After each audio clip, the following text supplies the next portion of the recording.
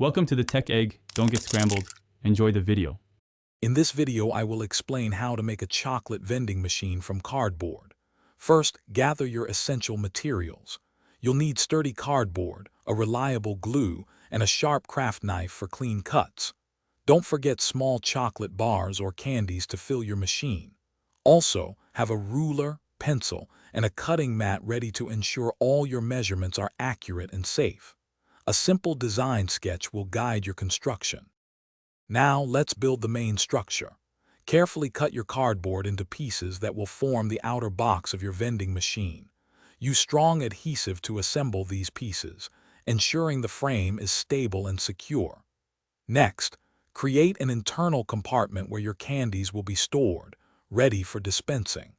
Remember to design a clear slot for coin insertion, along with a simple return path for any incorrect coins.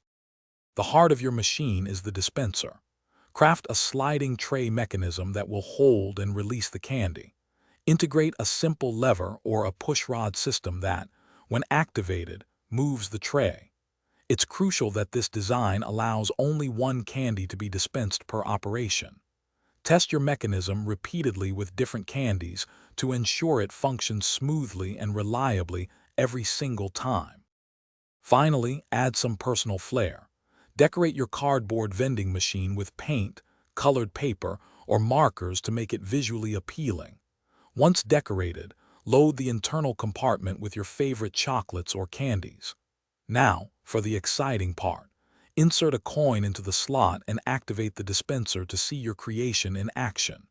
Enjoy the satisfaction of your very own handmade, functional candy dispenser. Thanks for watching. Consider subscribing if I helped unscramble your problems.